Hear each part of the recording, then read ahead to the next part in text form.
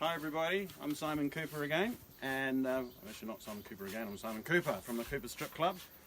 Again, third born George, and he's again doing the restoring.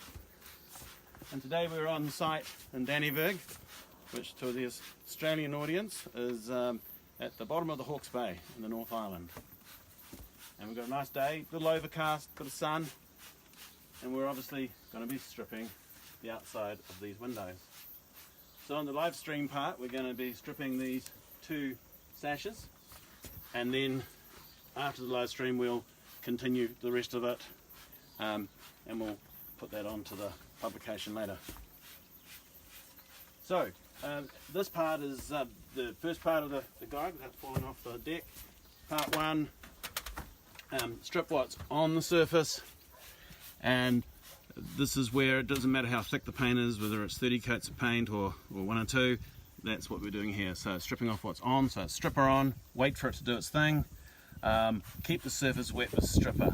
Now, remove large blisters if they appear.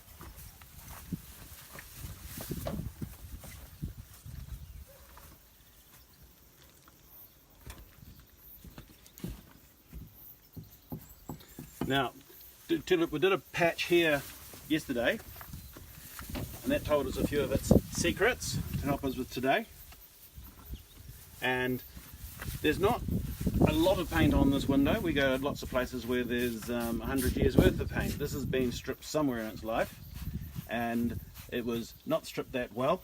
It had a bit of butchery, and then it's had paint on, but then no more raw paint after that. So the paint's been fracturing, lots and lots of places where it's cracking and coming apart.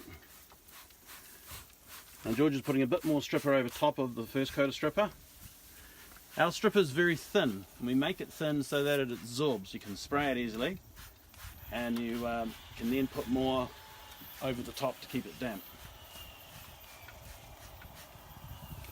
Now, I was looking a bit earlier, and some of the paint, you can see maybe right in here close, it's got lumps there, and that's some of the original paint that wasn't taken off, and it's probably lead.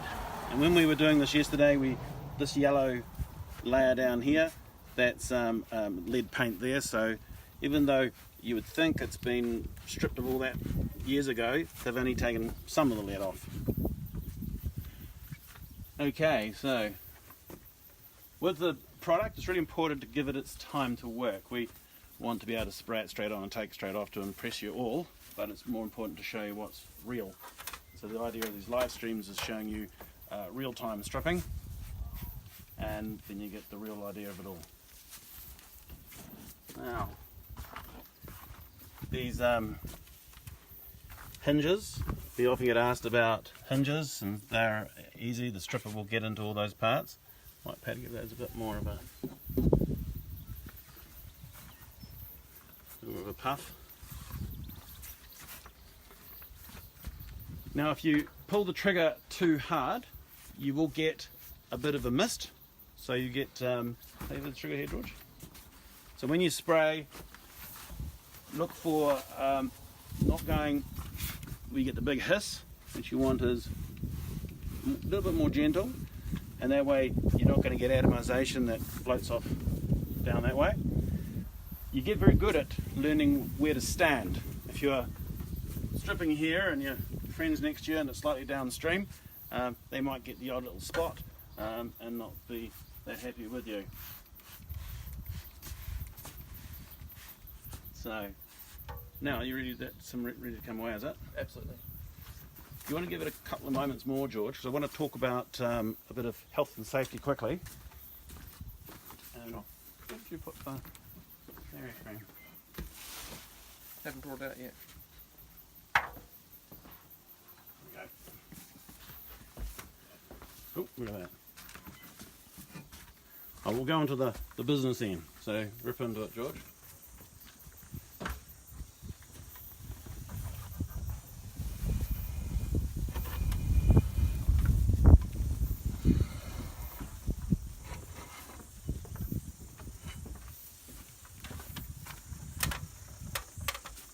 So this is a long-handled tungsten blade, and you've got to be cautious with these because you can end up gouging timber,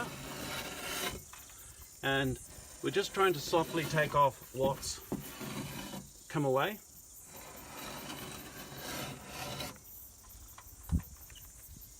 So if there's still paint left on, that's fine.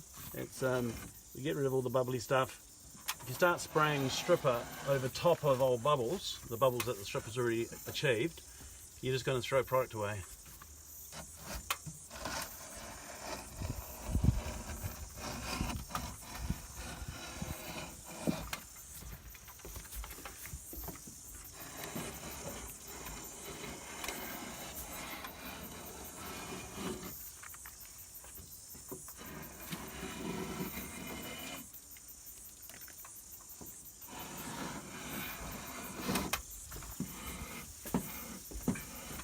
And again, if you know anybody out there that might be interested in this, if you could let them know, share this video with them, that would always be appreciated. If you guys have got any questions out there, just fire them on and we'll answer them if we can. If we usually can. Now, Arthur, I want you to have a look. I've got the same blade. So, just want to show you the blade. When I'm using, normally when you buy these are about that long. These ones are extended length. And I hang on to it with one hand down there, and then there's a bit left there. And I put a finger there and a finger there, and I basically helps me direct my pressure. If you just go like that and hack into it, you're going to end up causing damage. This way you've got a little bit more control. Even though you think this is all flat, over time it's moved, bit of warpage. And so you just got to be a little bit more careful with it. So you can, that there sort of twisted around there a bit. So we're only taking off paint, we're not ploughing off the wood.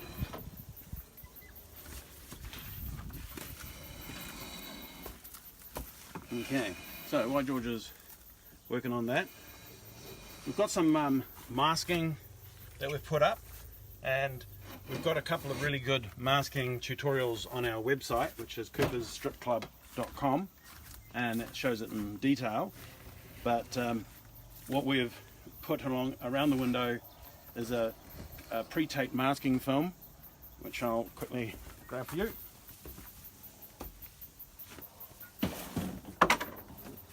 So we've got this one here that's pre-taped, and it's 550 wide, and that's what we've used along the side, and so that we'll be stripping up to there later, so that's going to protect the weatherboards. And then underneath the weatherboards, we've underneath the sill, we've used the wider one. This is a 2.4 meter one, and that goes down the wall, protecting the wall, and then onto the ground to catch everything. Now we've got a deck here, and so this plastic's thin, and no doubt time we're finished we would have put a few holes in the plastic, and so it's we like to put something underneath the plastic, so we've got some polythene that's protecting that. And when we're all finished and we just wrap it all up, the deck will be installed in good order.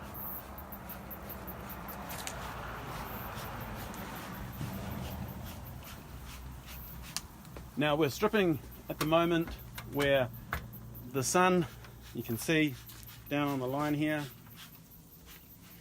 So even though you've got the thermometer out here, it'll be very different to where it's in the shade. We don't want to be stripping in the direct sunlight. We want that, so always be mindful of where the sun is and work away with it. When we checked out this site, we worked out where the sun was, and it worked in with our midday start. Okay, George has just put on some more stripper, and that'll work away on that. And what have we got there? Oh yeah, under these parts here where paint packs in and things, there's even filler in there. There was someone's put in some silicone or something at some point. Show the camera. Oh. Didn't get to see it. Here we are.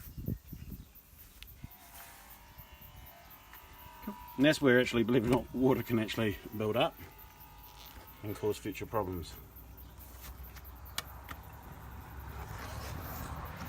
there's actually been a little bit of rot in there also because of that. This has gone spongy, where this one here is actually all perfect. That's probably where water's been sitting with the silicone there. Okay, now that yellow there, that's lead. Lead doesn't bubble when you're stripping off. Normally when you are stripping exteriors, you find acrylic on top with enamel underneath, with then lead underneath that again. And in this case we've got the bubbly paints are generally your enamels.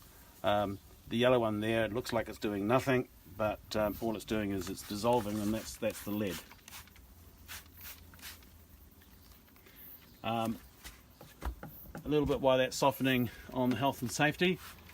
You see George has got gloves on. They're even though the canvas back, the part where you're touching is rubber. We've got a video that's on our website about all this side of things, so ventilation and the gloves and masks and all those sorts of things. When you're outside, you've got heaps of ventilation, so there's no drama there. The product is very, very low odour. It's not like a normal paint stripper.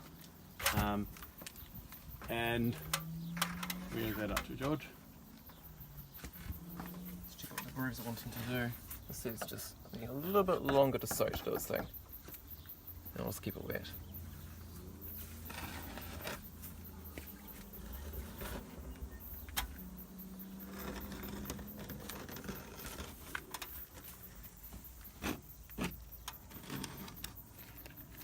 And we often get asked about how much to do at a time, and it really just depends on how full on you want to go. Some people will be happy to do one sash at a time, other people will be happy with 2 at a time. If you're a bit more keen, you can go 3. Just depends on what you want to do. And also depends on the paint you're taking off. When you do your first test, it'll let you know. Now, you got the brass brush, have you, George? Mm-hmm. On these metal parts, we've got our normal brushes are a copper bristle. This is a little bit stiffer, and it's good for things like these hinges. These will just need a few more minutes though.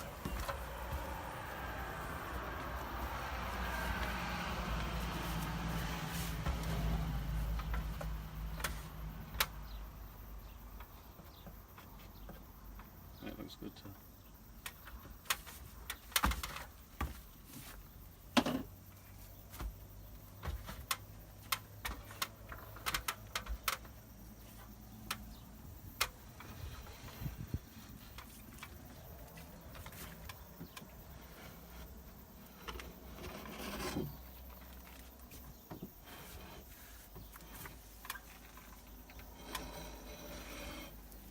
The sound should be quite mushy. Yeah, that's a good one. This is lead paint. So this is quite a paste, and that's all lead paint. So that's always fun when you sand that and breathe it, or if you've got your mask on, that's alright, but you'll spread it around the house for everyone else to breathe. So when it's wet like this, you haven't got that issue. We often get asked about putty. And the thing with putty is if it's old, it's fine, you can strip over top of it. Newish putty is full of oil still, and it'll strip the putty out. However, this putty's got cracks, and it should just be pulled out and replaced anyway, because that's where the water's going to get through and wreck the new paint anyway. This is a smaller blade. These come in our packs. These are our 4-edge blades, and are ideal for running over those sort of parts. And George is probably going to use this blade a bit more now because he's taken most of the bulk off, and these blades will get into all the nooks and crannies easier.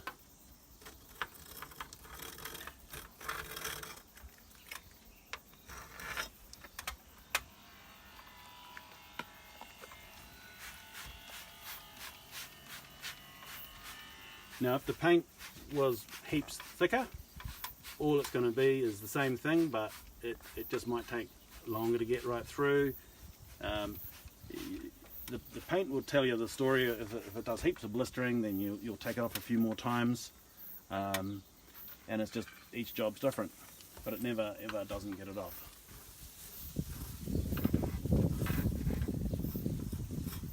And hold your ball, like George.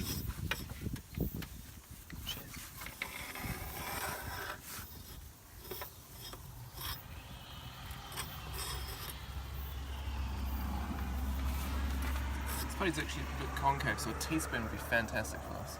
Yep.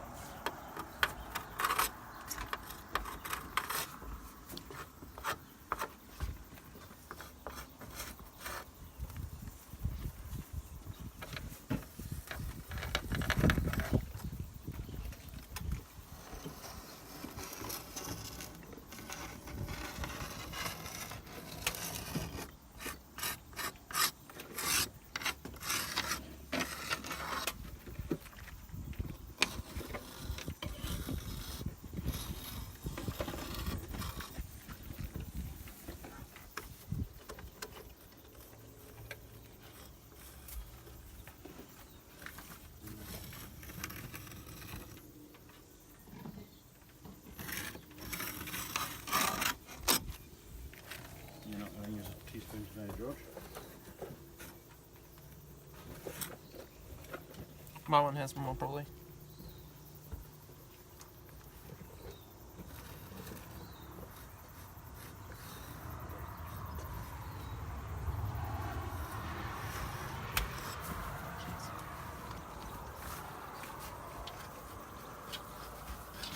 So raid the kitchen for a teaspoon, whatever's needed.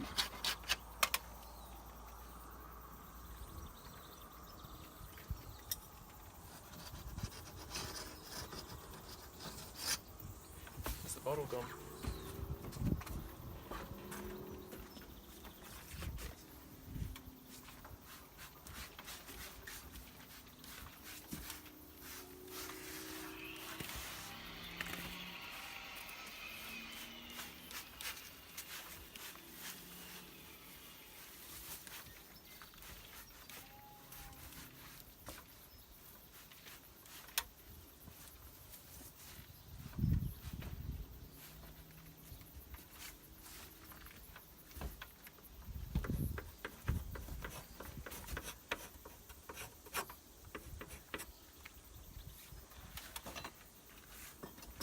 Big one again. Other blade.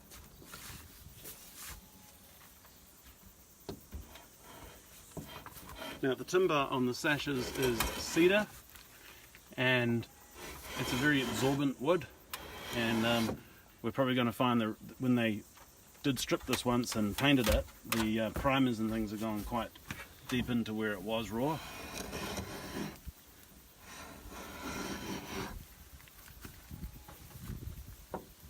So we'll show you some techniques later on how to do some of that stuff.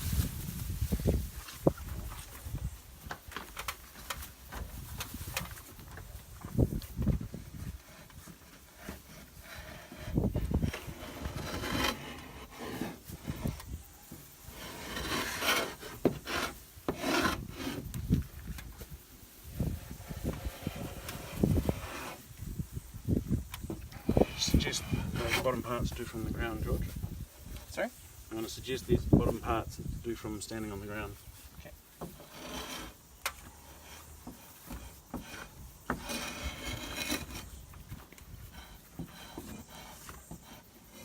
Could you pass back the forage? Right, I'll do my forage up.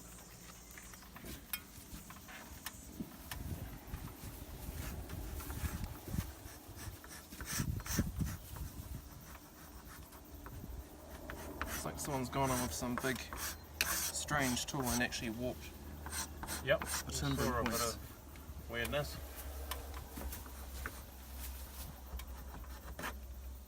Forage blade's actually really good for getting right into the edges of things.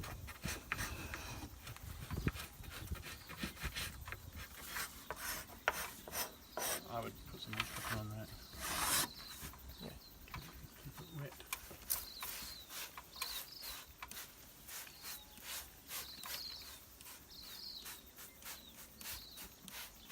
In the meantime, I'll just do the hinges.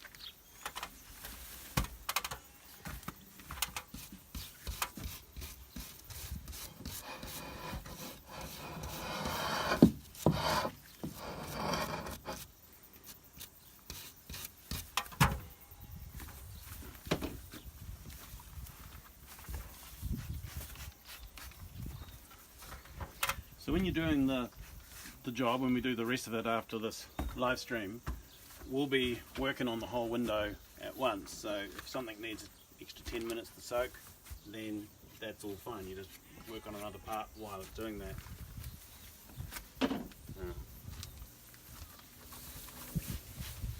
Where's that up to? 10 spring down.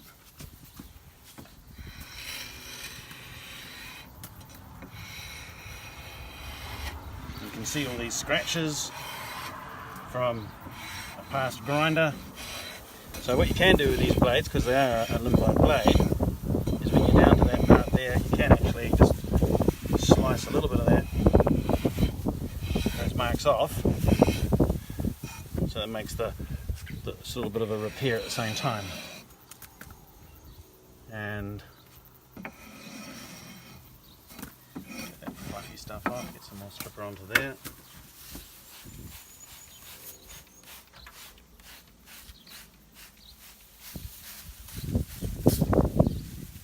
Okay, so we'll get back up there and we'll that's that. It's a little bit like cooking, you keep testing the thing. Yep, some bits up there, there we go.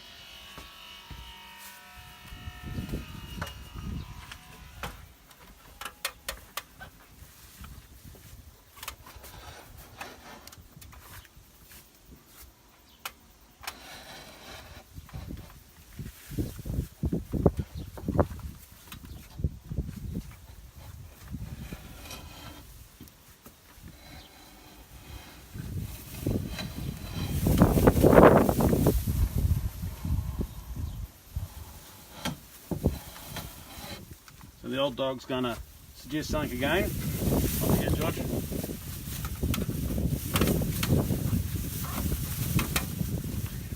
Always good to get yourself right in the right spot. So you got more positioning, you're not worrying about falling off your ladder. And I'm going slow, bringing the because that's not flat, it's got a bit of a curve through time.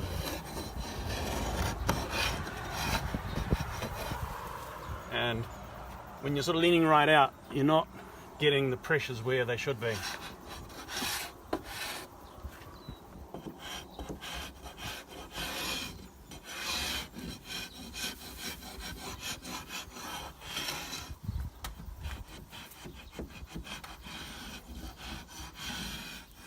This is a interesting bit, isn't it, George?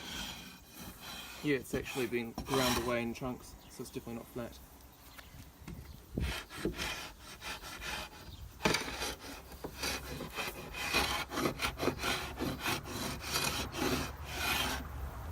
So I'm sort of working at this lower half and then I get the rest from the ground.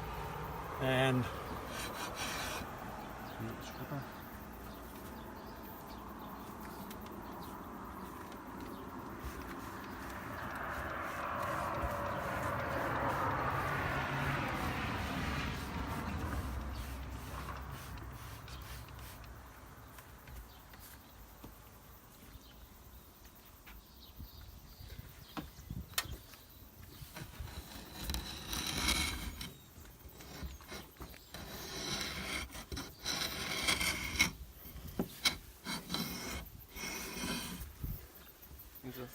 oh, you're going back now. You're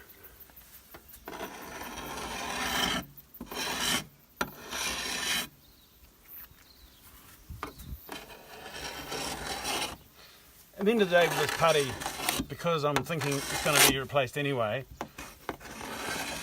pointless spending too much time on it. Fortunately, this house is part owned by Glazier, who's good at this sort of thing.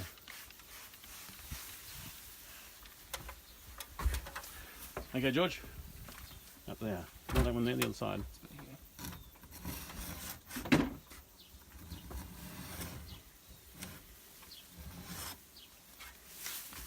George, put your ladder over there so you've got more. You want to teach them how to fall off your ladder.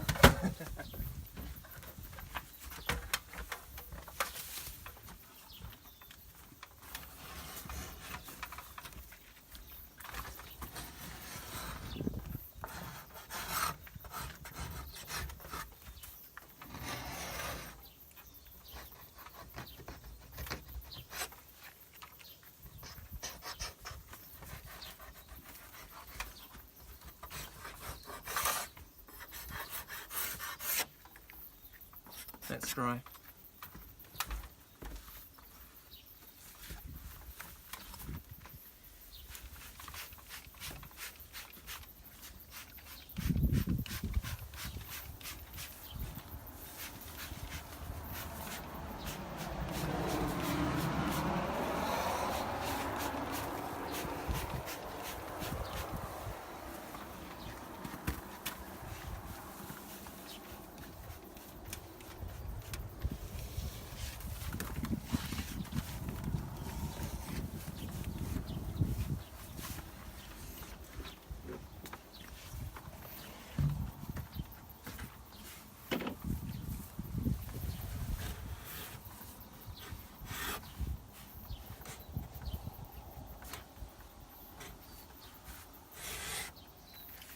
Come off with the grip pad.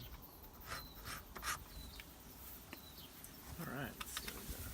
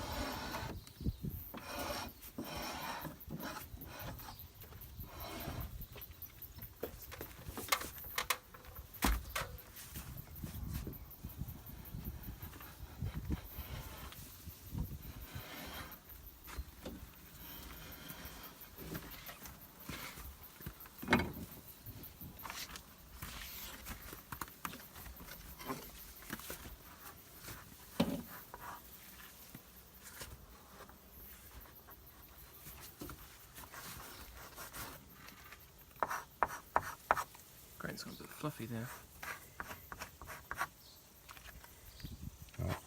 Grip pad will get that, George.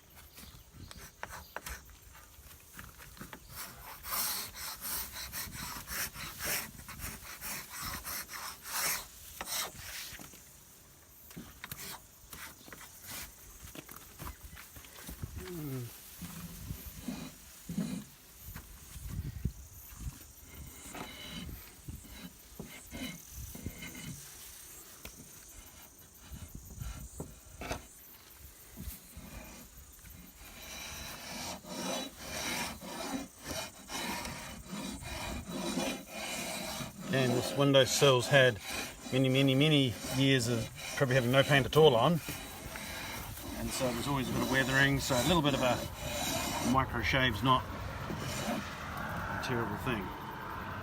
Okay, so where are we up to there? So I think we get some more stripper on the whole thing and start doing a bit of scrubbing. Like that.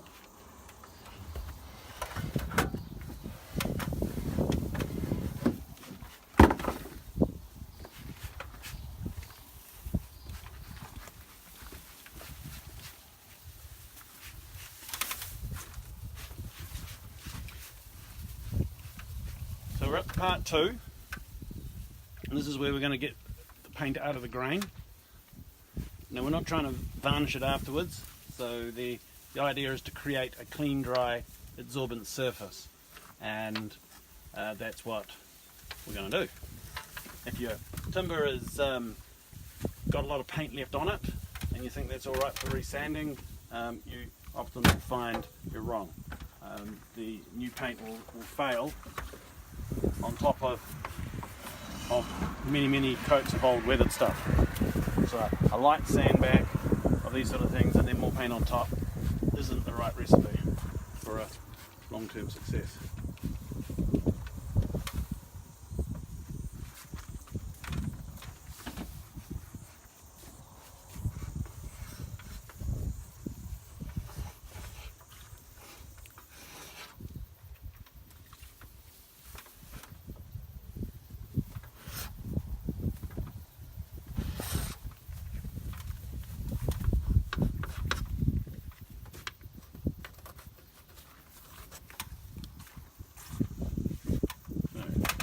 on there, George? Yeah, definitely needs more. And that section here is basically just needs scrubbing now. What's that up to over there? I might play over there while you Yeah, the big blade up top would be good. play that. Now, so you get into it and I'll explain what you're doing.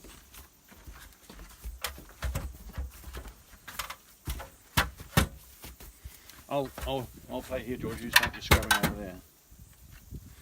So George is going to be now on part 2 here, where we're stripping what's in the surface. So we apply the stripper and wait 2 minutes. Then we're going to scrub the surface with the correct scrubbing material. Now, because we're doing outside the house, we don't use steel wool. The other videos you've been watching have shown steel wool being used here, but in this case, we go on to the grip pad, and the grip pad is like a nylon pad. It's got this grit in it. It's quite coarse, and we give this.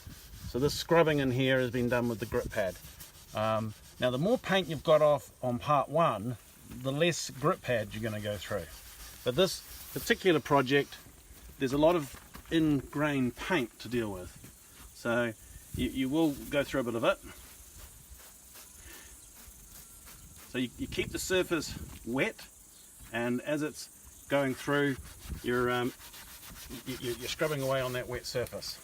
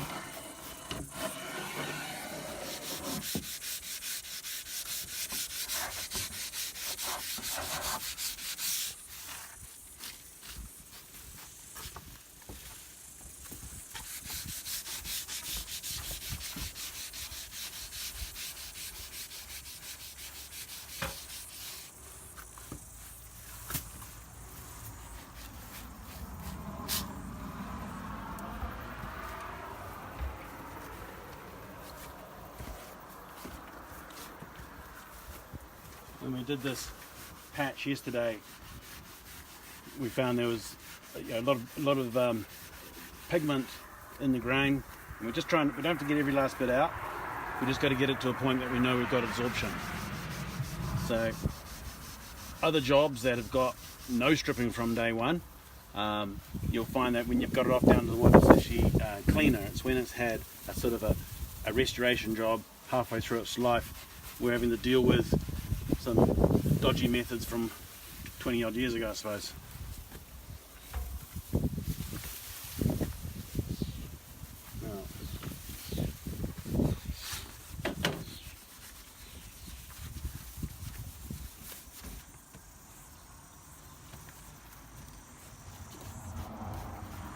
Now I'm going to show you afterwards a 10 litre pack, and the cool thing about a 10 litre pack is it's set up for 2 people. So I'm just going to hop up here a bit, and I'll just speed it up before you don't have to spend too long watching.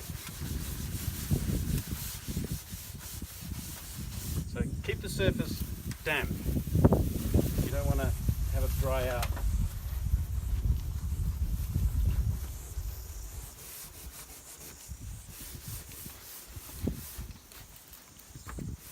You can always have yourself in a position that's easy to work in. If you're leaning, it just reminds more on not falling than the work.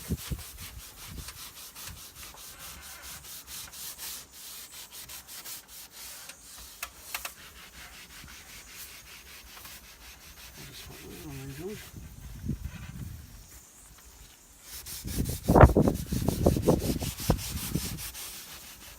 So we're both wearing barrier creams, chemical grade barrier creams.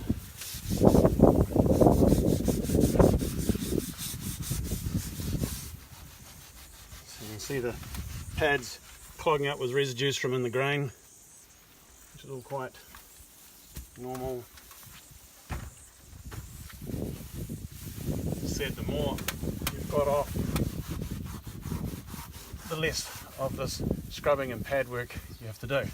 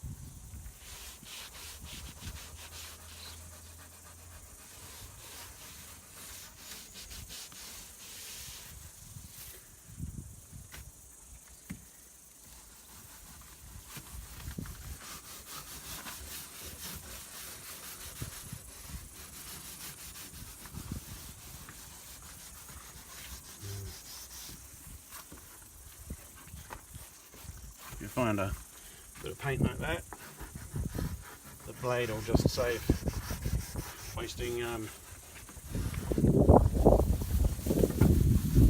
on it.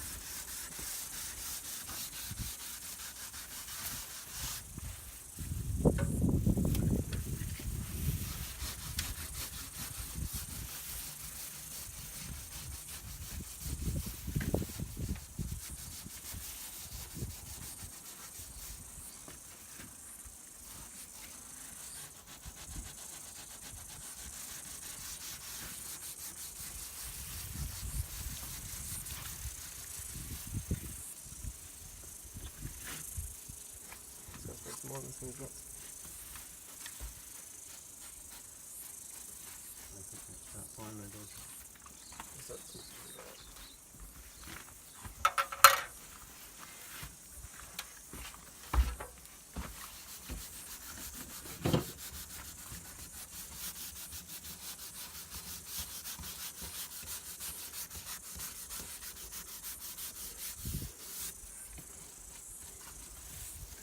It's all starting to come together. So every job you do, the first part is your learning one.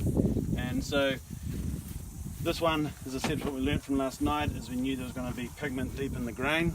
And when you're trying to get it all over and done with within half an hour to an hour to show you guys, we sometimes push it a bit faster than we should. So it's always, if it needs to be left a little longer, then just leave it. An extra 5 or 10 minutes soaking can make a big difference to the amount of elbow grease. But we'd have to stand here and just think of things to talk about, and so we'll just keep it moving along.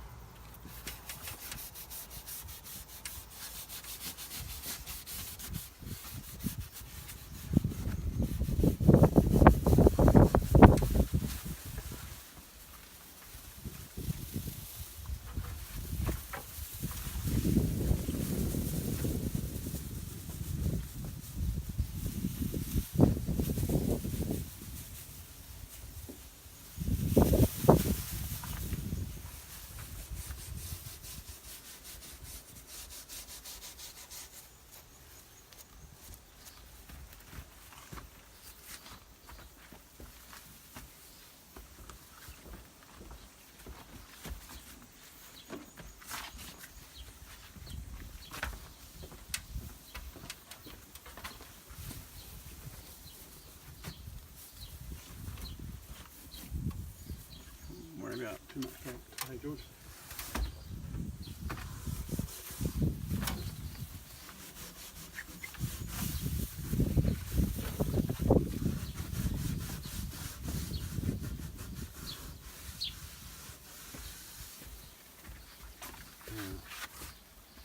Yep, just see what it does. When you get situations where you've got a bit of open grain with paint, the past restorer, there's lots of these bits, and George has got a brush. It's a brass bristled brush. He loves this brush. I'm going to pop out. Right.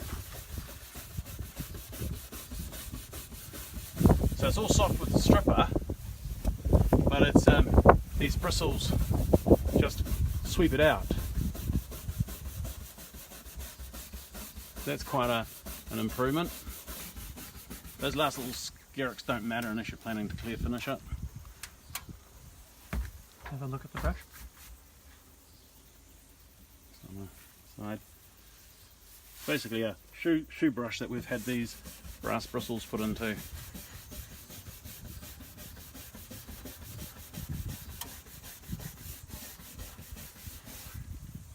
Here we are.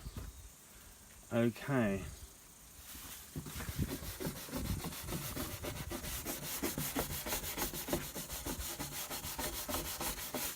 This is quite corrugated too, if you actually, so you can get them with the flusher now, George.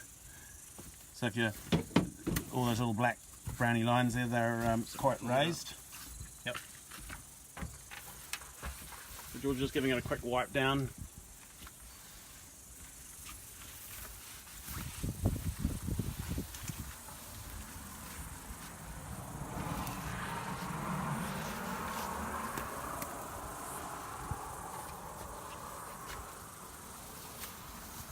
We're about to move on to the final part, which is the flushing. And so other projects, like we're stripping steel, like an automotive, that amount of that middle part 2, you'd be nowhere near doing that amount of work. This one here, because cedar is a very, very absorbent wood, and it would have been quite, almost probably partially stripped last time. The paint's gone really deep into the grain. You can imagine the work to get it out with the sander. Okay, George, let's get on with the flushing.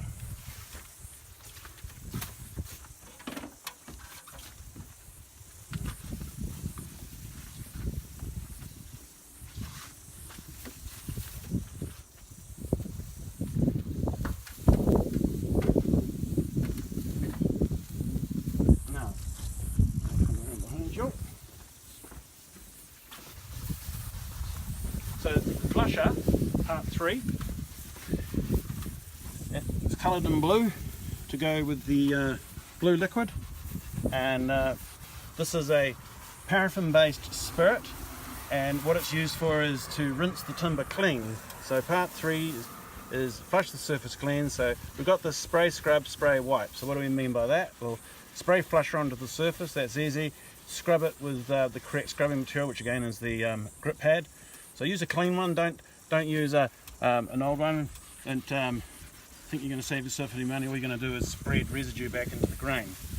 The idea of the flusher is to leave the surface clean, dry and absorbent, so you don't have the sanding to do afterwards.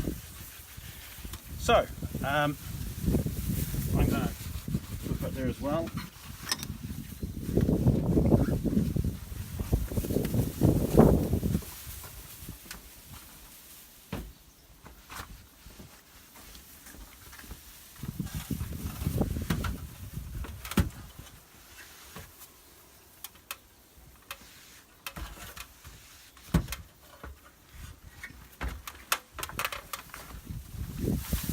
Now don't do all the stripping of the whole window and then come back and do your flushing, or worse, come back tomorrow and do your flushing. You do this immediately afterwards, and that way you're going to take advantage of the fact that the residues in the wood are soft. What I didn't bring with me was a rag. Here's rag. You got a rag? Yep. Good. So I just wrap me rag around my finger, got my trigger, spray, scrub, spray, this is important, white. Now, that there that's actually probably a bit of wood fibre that's there, so that's really good. So this is going to be a very, very absorbent chunk of wood that the new paint's going to be spot on. So spray, scrub.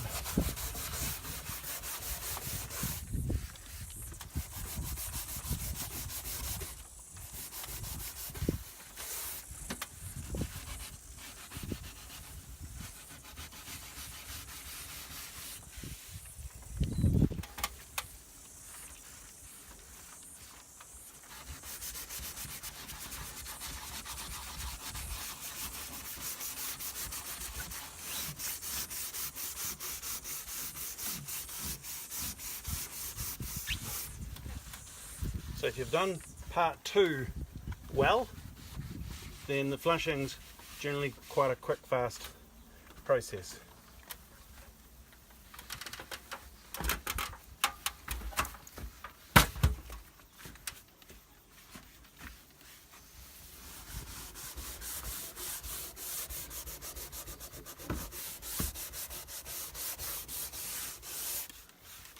So spray, scrub, spray. White.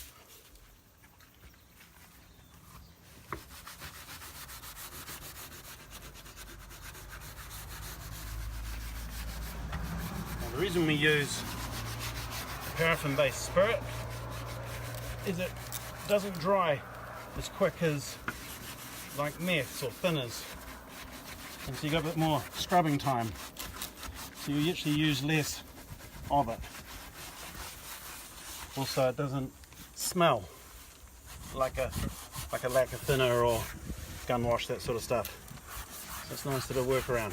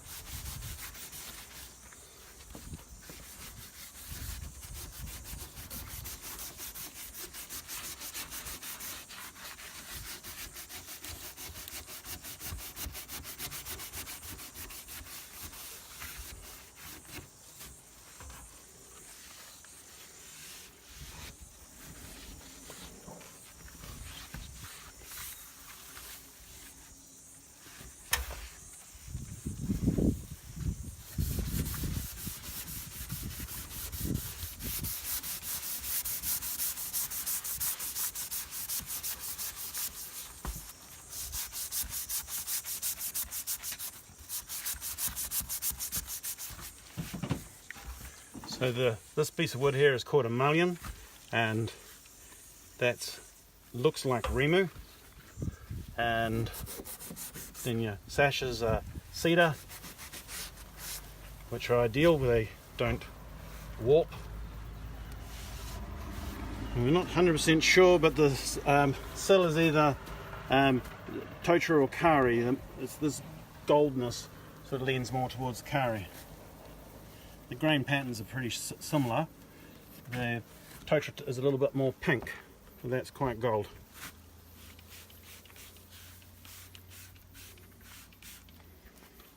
Now, technically, when you do the job, we've just done this for your visual entertainment. We should have done the top ones first, and then you work your way down for dribbles. So when we finish the rest of it, we'll mask this off. But in the real job, you would do all the top first, and you'd work your way down so that when you do get a few dribbles and things, you're not putting it through your finished work.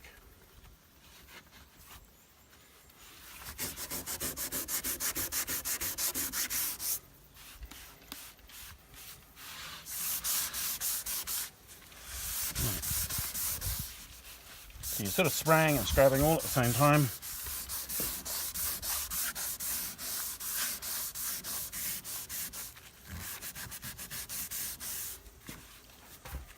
There we go on, George. Good.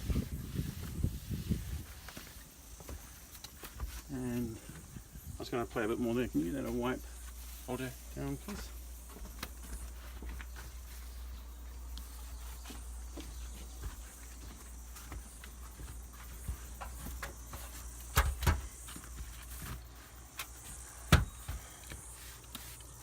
There's a little bit of grey in this sill, which is sort of weathered fibre, and this is where these grip pads are really good. So it's only on the sill, so an extra 5 minutes spent along the whole sill is worth it, because effectively the grey wood is dead wood. I mean, it's dead because it was cut down from a tree, but if you understand, the wood is degraded on that outer fibre with all that silvering, and this is just going to help with a new paint, because that's what it's all about. You only ever want to have to strip this once. Now, we always get things about, oh, why don't you just heat gun it or something like that. Well, the thing with heat guns on windows is you're going to crack all your windows, and then you'll be replacing them. Also sanding, as I said, you're going to be breathing all the lead or spreading it around. And also with sanding and with heat guns, is you're heating the wood. Now on the cedar it's not so bad, but on anything native in New Zealand particularly, there's a lot of oil in the grain, and you're bringing that oil to the surface, and then you're going to have trouble with new paint sticking again. So everyone will promise you the world, but usually they're not prepared to set their name to it. Now, just about there. Okay, George, I'm just going to get some products ready to show everybody. Just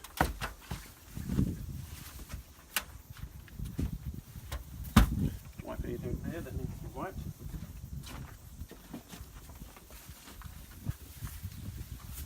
Just chuck this over there.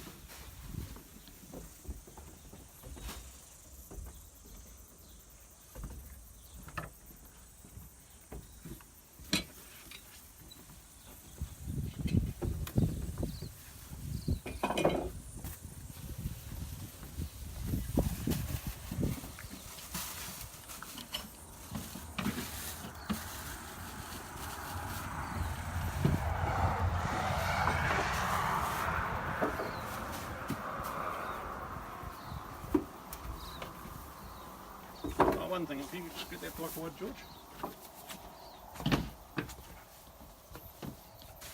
And the flusher.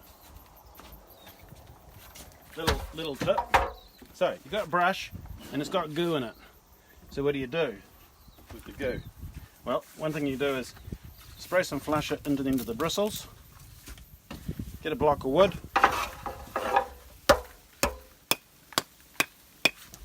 And voila, back on with it. Now you don't have, I mean, these last a long time if you're keeping them clean. And then what I do usually at the beginning of each day is I get an old wire brush and I comb them through it, and then again keeps them going. So a little tip. Okay,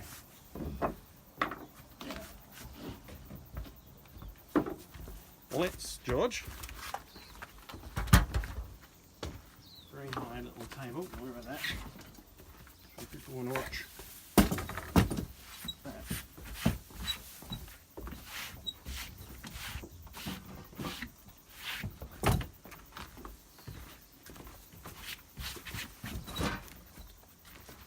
So, this window is not going to need a 10 litre pack. The house will. There's a lot of windows around our house, and this window here will probably use about 2 pack litres, thereabouts. We'll know by the end of stripping it all, but there's a lot of wood in these. So, what is a 10 litre stripping pack? Well, you can see them all on our web, which of course again is cooperstripclub.com. And to make these a little lighter, they're lacking of liquid. So, 2 5 litre cans equals 10 litres, and so it's 10 litres of stripper, and that's where the 10 litre bit comes on the can. As I said earlier, these are designed for 2 people. You have a dive buddy, and also a strip buddy as well. And so 4 bowls and triggers, and spare triggers. If you go into our website again, you'll find a video which shows you how to look after your triggers and all those sort of things, make them last longer. Don't leave the stripper in overnight, always put them back in the tin, that sort of thing. Then we'll go with the 10 litre pack, or the 10 litre stripper. is 5 litres of flush, so it's about half the amount. Now, you don't use steel wool outside, but you will be using it inside. So again, most people that we meet are doing the inside and the outside. These windows will be stripped inside as well. If you are only doing the outside, then you just get in touch with us and we can take the wool out and stick extra grip pads in. But this is the normal inside-outside pack, so 10 metres of wool. There's a couple of metres of the grip pad, and there's 3 of the little copper brushes, and there's, just lurking in here, oh, it's not there's 3, sorry, I made a mistake, there are 4. There's a bonus one. And you get a couple of the blades, the 4-edge blades. Remember, you've got 2 people working, so you need 2 blades. And lurking also in here, to make easy pouring, we have these tap-in caps. So this taps in the cap and it goes onto there and makes it easy pouring. And one of those also for the flusher. Instructions, that guide that we've been showing you that's been stuck up on the wall, that's inside the brochure here. So that's all identical, if you like reading the book. And then as a bit of a bonus, because we're just all sweetness and light around here, here's a bonus little container of our moisturiser. Now, do not use moisturiser outside unless you're planning it to be that way. This is an inside product, so that's just a little giveaway. It's great on all sorts of inside furniture, that sort of thing. And now the weather's getting up a little bit. So that's a 10 litre stripping pack. We've got bigger ones. We start at 2 litres and we go up to 200 litres. So it all depends on how big your project is. They get cheaper per litre as they go up. All the prices are on our website, and we ship worldwide. So we don't ship on a boat, we ship on a plane. So we can get product from New Zealand to most parts of the world in very few days. Like we had one go out this week to Australia in 2 days, from here to there, delivered. Bang, really cool. I think that's it. Is there anything else? What have I forgotten? I think the shipping was faster than sending it to Invercargill. Yes. Quicker to air freight it to out of Sydney into the country than it was to send it to Invercargill on a truck. So yeah, pretty cool. Any questions, just let us know, and all that sort of thing. So we'll see you again next time. And what do we say, George? If you're looking for a stripper, A stripper that really gets it off. Cooper's the stripper that gets it off every time.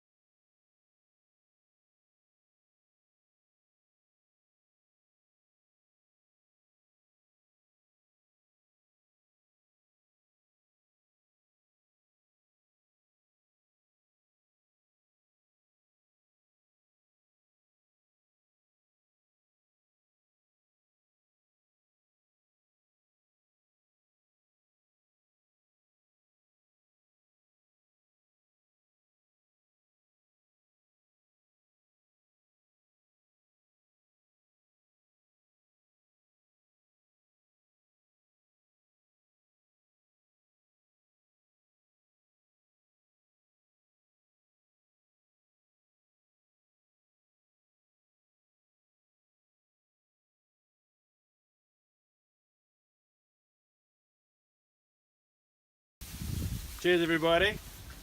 Where's a Wakajangi when you need one? Anyway, review time. You will have seen lots and lots of fast forwarding. That's about 2 to 3 hours worth of going for it. And what did we discover? Well, everything up top, well, those top sashes, that was good old thick lead under it. It was like icing. But that was the easy part. Yeah, but that was the easy part. And if you have a look up there, Arthur, you'll see that top plank is in really, really good order.